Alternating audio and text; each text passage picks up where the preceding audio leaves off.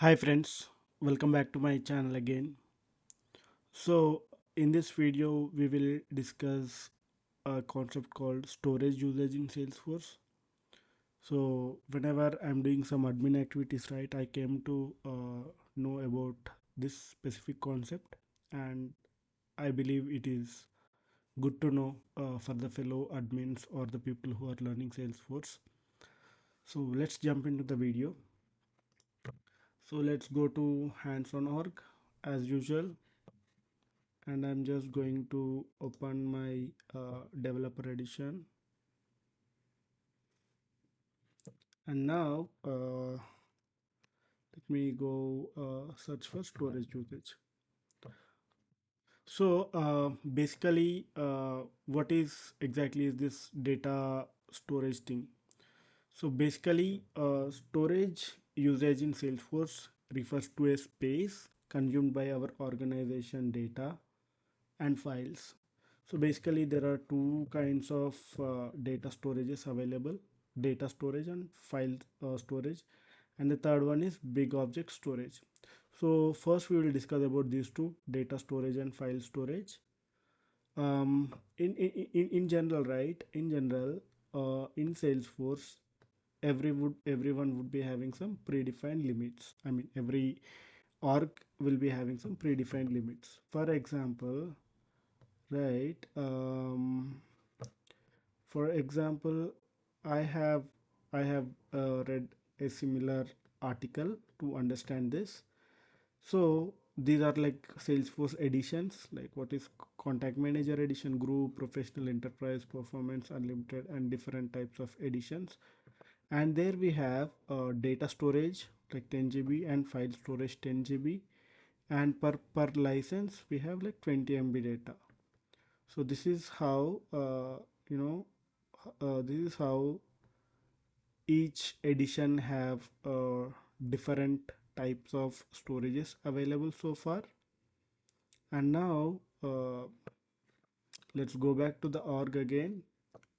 Let's say in this org, right, for data storage, so data storage refers to something called records, like an account record or lead record or account record, opportunity record. So this is in general records.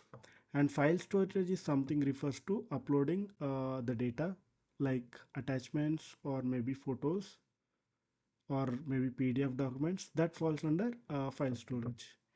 So let's take a screenshot and do it right away. Data storage refers to something called records, and file storage something refers to attachments, images, docs, etc.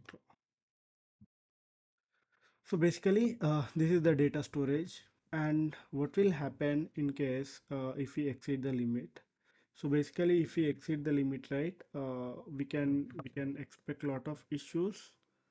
So there would be some storage limitation issues, and then if the data is like over, then you need to purchase the storage, and it is very expensive. And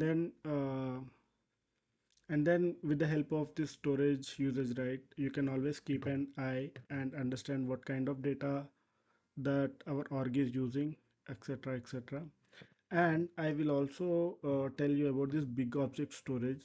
So in general, right, after these two storages, in big object storage, right, you can upload uh, millions of data, millions of petabytes of data, or else records, etc. So big object itself says, right, it has capability to store some historical event logs or audits and tracking data and large scale data sets for analysis. But the limitation with the big object storage is, if the data is stored in the big object, you need to query it using the indexing. Then only the data will be coming, or else it would be failed. So let's try to understand the other things. For example, data storage. So under current data storage, right, we have different objects like leads, opportunities, cases, contacts, And if you see the record count and the storage and what is the percentage these records have been taken. If you see the opportunities, we have created 32 opportunities and the size is 64 KB and 4% of the storage is uh, what we have taken for opportunities, and cases similar, and then the list goes on, right? And then now we will try to understand what exactly this file storage is. So basically the limit that our developer or got was 20 MB and we have used 13 KB, like 0%. And the file storage, we have like two photos and it have consumed 13 KB and 100%. And content body is 2 KB, that's it. And for big object storage, we are not using anything as of now, so it won't. And top users by data storage, so this is our account, Salesforce learner. This guy used like 1.4 MB and 92% is what this user account has been consumed. And Mary Johnson took like 62 KB and Salesforce admin took like 20 KB and automated process took like 4 KB. And this is more about the data storage and top users by data storage, and top users by file storage is chatter export and automated processes. So this is how you can understand about the storage, and it is always a good practice to keep an eye in the storage usage as an admin, so it will help you.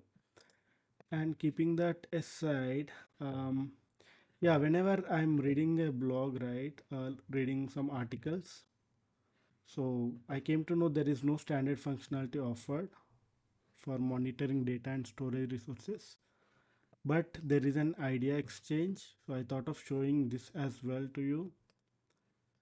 This is the idea exchange. You need to log in, and if you have any idea, right, you can post it, and if you get any updates, uh, you will be seen. So this is like what Salesforce is going to, I mean, what kind of ideas that Salesforce users are giving to Salesforce, and based upon this voting, the points, this would be prioritized and the future would be released. So this is how you can upvote it. So in this video, right, we have learned about storage usage and idea exchange on on new features and how to upvote it. Yeah, I think that's it for this video, friends. And in my next video, I'll discuss something else. And yeah, thank you for watching and keep an eye on the videos. And please do subscribe to the channel. And yeah, thank you and have a great day. Bye.